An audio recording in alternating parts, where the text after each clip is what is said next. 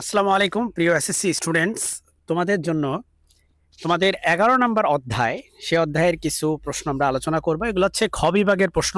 Basically প্রথম প্রশ্নটা হচ্ছে, পেট্রোলিয়ামকে জীবাশ্ম জ্বালানি বলা হয় কেন? রাজশাহী বোর্ড 21 সালে আসছে, দেখতেই পাচ্ছ।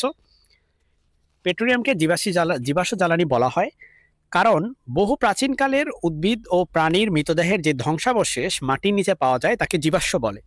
মাটির নিচে বায়ুর অনুপস্থিতিতে শত শত মিলিয়ন বছর ধরে তাপ ও চাপের প্রভাবে ফাইটোপ্ল্যাঙ্কটন ও জিওপ্ল্যাঙ্কটন ও মৃত প্রাণীর ধ্বংসাবশেষ থেকে পেট্রোলিয়ামের সৃষ্টি হয়। এটি জ্বালানির কাজে ব্যবহার করা হয় বলে একে জীবাশ্ম জ্বালানি বলা হয়।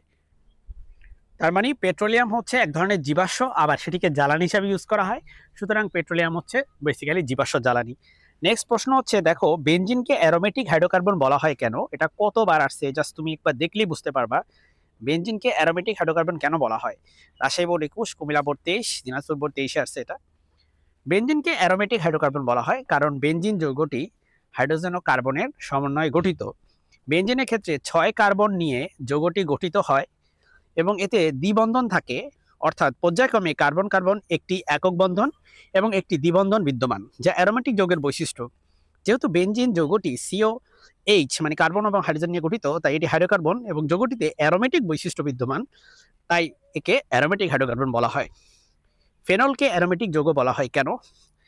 এটা তো পুরো অনেকবার আছে, দেখো Dhaka board 24, Jessore board 15, Chittagong board 24, Barisal board 19।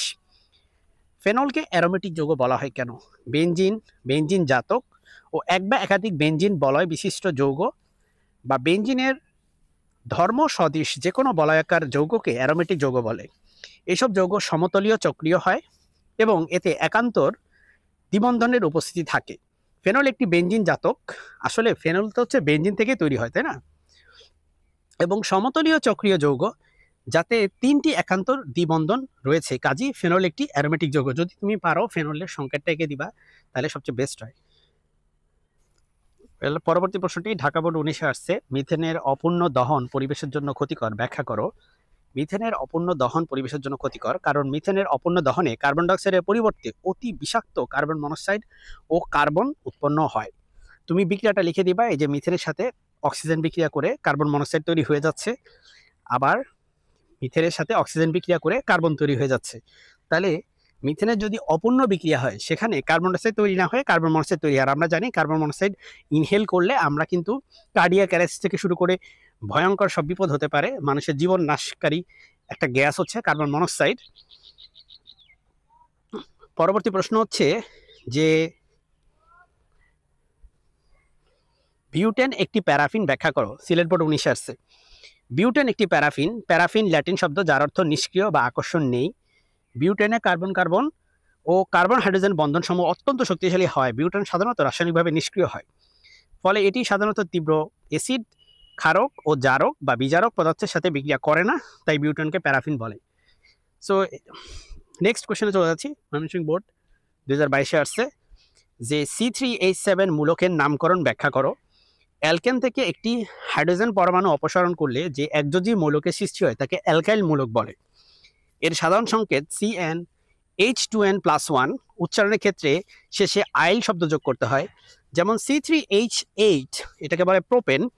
এটি থেকে যদি একটা প্রোটন বা H+ অপসারণ করা হয় তখন সেটা হয়ে যায় C3H7 মূলক। সো C3H7 মূলকের তার মানে নাম হবে কি প্রোপাইল মূলক, কারণ সেটা প্রোপেন থেকে একটা কি চলে গেছে, হাইড্রোজেন না, একটা H+ চলে গেছে, প্রোটন চলে গেছে। তাহলে প্রোপেন থেকে যদি একটা প্রোটন চলে যায় সেটার নাম হয়ে যাবে প্রো যোগ আইল, প্রোপাইল। নেক্সট কোশ্চেন, অ্যালকেন অপেক্ষা অ্যালকিন অধিক সক্রিয় কেন? তো এটাও বোর্ডে অনেকবার আসছে, দেখতেই পাচ্ছ তোমরা। অ্যালকেন সমূহ কার্বন কার্বন, আসলে এখানে মূল বিষয়টা আছে এই অ্যালকেন হচ্ছে তোমার কার্বন কার্বন সিঙ্গেল বন্ড, আর অ্যালকিন হচ্ছে কার্বন কার্বন ডাবল বন্ড। আর ডাবল বন্ড তুলনামূলক উইক হয় সিঙ্গেল বন্ডের তুলনায়। সুতরাং অ্যালকিন হচ্ছে বেশি সক্রিয়, ভাঙতে চায় বেশি, বিক্রিয়া করতে চায় বেশি, অ্যালকেন অত চায় না। অ্যালকেন সমূহ কার্বন কার্বন ও কার্বন হাইড্রোজেন শক্তিশালী একক সমযোজী বন্ধনের মাধ্যমে গঠিত, তাই এই যৌগসমূহ সহজে রাসায়নিক বিক্রিয়া অংশগ্রহণ করে না, এজন্য এদের প্যারাফিন বলে। কিন্তু অ্যালকিন অণুতে কার্বন কার্বন দ্বিবন্ধন বিদ্যমান, যার প্রথমটি শক্তিশালী হলো, দ্বিতীয় বন্ধনটি খুবই দুর্বল, মানে একটা সিগমা বন্ড একটা থাকে পাই বন্ড এখানে। ফলে অ্যালকিন অণুসমূহ সাধারণ রাসায়নিকভাবে অত্যন্ত সক্রিয় হয়, আমরা জানি প্রথম যে বন্ধনটা থাকে সেটা হচ্ছে সিগমা, সেটা হচ্ছে স্ট্রং হয় বেশি, আর পরের যে পাই বন্ধনটা থাকে সমযোজী যৌগে সেটা হচ্ছে তুলনামূলক উইক হয়। সো এটা হচ্ছে এটার ব্যাখ্যা আর কি। সকল বোর্ড 18তে আসছে ইথেন ও ইথিনের মধ্যে কোনটি কম দাহ্য ব্যাখ্যা করো। ইথেন ও ইথিনের মধ্যে ইথিন কম দাহ্য, এর কারণ হলো ইথেন ও ইথিন উভয় যৌগই কার্বন ও হাইড্রোজেনের সমন্বয়ে গঠিত।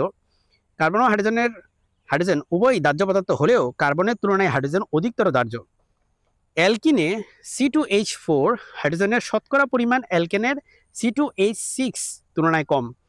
তার মানে অ্যালকিনের মধ্যে হাইড্রোজেন আছে 4টা, আর অ্যালকেনের মধ্যে হাইড্রোজেন আছে কয়টা? 6টা। বেশি আছে না? মানে ইথিনের মধ্যে হচ্ছে 4টা আছে হাইড্রোজেন, আর ইথেনের মধ্যে 6টা আছে। হাইড্রোজেন তত বেশি দাহ্য। তাহলে তাছাড়া ইথেন অপেক্ষা ইথিনের দহনে কম সংখ্যক অক্সিজেনের প্রয়োজন হয় বলে ইথেন অপেক্ষা ইথিন কম দাহ্য। তো এই বিক্রিয়া দুটো তুমি লিখে দিবা, তাহলে ক্যালাফতে। প্রোপিনকে অ্যালিফিন বলা হয় কেন? এটা দেখো কতবার আসছে বোর্ডে। Jessore board 23, Comilla board 22, Sylhet board 24, Barisal board 23। প্রোপিনকে অ্যালিফিন বলা হয় কেন? প্রোপিনকে অ্যালিফিন বলা হয় কারণ প্রোপিন, তুমি এরকম সংকেতটা লিখবা, নিম্নতর সদস্য বিশিষ্ট অ্যালকিন যা হ্যালোজেনের সাথে বিক্রিয়া করে তৈলাক্ত পদার্থ উৎপন্ন করে। এজন্য প্রোপিনকে অ্যালিফিন বা গ্রিক শব্দ এটা অয়েল ফার্মিং, সেখান থেকে আসছে, অয়েল ফার্মিং বা অ্যালিফিন বলে। ফেনল অ্যালকোহল নয় কেন ব্যাখ্যা করো। কুমিল্লা বোর্ড 22-এ আসছে। যে সকল জৈবযৌগে হাইড্রক্সিল মূলক বিদ্যমান তাকে অ্যালকোহল বলে। এদের সাধারণ সংকেত হচ্ছে CnH2n+1OH। এই শ্রেণীর প্রথম সদস্য হচ্ছে মিথানল, দ্বিতীয় সদস্য হচ্ছে ইথানল। ফেনলের ক্ষেত্রে C6H5OH যৌগে OH মূলক থাকা সত্ত্বেও একে অ্যালকোহল বলা হয় না, কারণ ফেনল অ্যালকোহলের সাধারণ সংকেত অনুসরণ করে না। অ্যালকোহলের সাধারণ সংকেত কিন্তু এটা। তো এখানে CnH2n+1 থাকতে হবে, আর এখানে C6H5 আছে মাত্র, তাহলে 5টা, তার মানে হবে না। এটা এই সংকেতটা মেনে চলে না, এই আর কি। এই কারণে এটাকে তুমি অ্যালকোহল বলবা না, এবং অ্যালকোহলের বৈশিষ্ট্যের মধ্যে নাইও অ্যাকচুয়ালি। পিভিসি এক ধরনের জুতো পলিমার, ব্যাখ্যা করো। এটাও 2বার আসছে বরিশাল আর কুমিল্লায়। একই ধরনের একাধিক মনোমারের সমন্বয়ে যে পলিমার গঠিত হয় তাকে জুতো পলিমার বা হোমোপলিমার বলে। পলিভিনাইল ক্লোরাইড একটি জুতো পলিমার কারণ এতে মনোমার ভিনাইল ক্লোরাইডকে জৈব পারক্সাইড প্রভাবকের উপস্থিতিতে অধিক চাপ ও উচ্চ তাপমাত্রায় উত্তপ্ত করলে পিভিসি উৎপন্ন হয়। সো এখানে ব্যাখ্যাটা হচ্ছে যে এটা জুতো পরিমাণ, কারণ কি? কারণ এখানে জৈব পারক্সাইডের প্রভাবক উপস্থিতিতে অধিক চাপ ও উচ্চ তাপমাত্রায় উত্তপ্ত করলে পিভিসি তৈরি হয় শুধু। একই ধরনের একাধিক মনোমারের সমন্বয়ে যে পলিমার তৈরি হয় তাকে বলে জুতো পলিমার, ঠিক আছে, মানে হোমোপলিমার। সো এখন দেখো এখানে ভিনাইল, এটা N সংখ্যক পরিমাণ নিবা, সেটাকে তুমি উচ্চ চাপ উচ্চ তাপে প্রভাবকের উপস্থিতিতে বিক্রিয়া করাবা। দেখো সবগুলা ডাবল বন্ড ভেঙে সিঙ্গেল বন্ড হয়ে গেছে। N সংখ্যক অণু এগুলো আলাদা ছিল, এখন সবগুলো একসাথে হাতে হাত মিলে একটা বড় অণু তৈরি করে ফেলছে। তো এই হচ্ছে আর কি জুতো পলিমারের বিষয়, যে একটাই মনোমার থেকে যদি তৈরি হয় পলিমারটা, তাহলে সেটা নাম হয়ে যায় জুতো পলিমার। আজকে এই পর্যন্তই। আসসালামু আলাইকুম।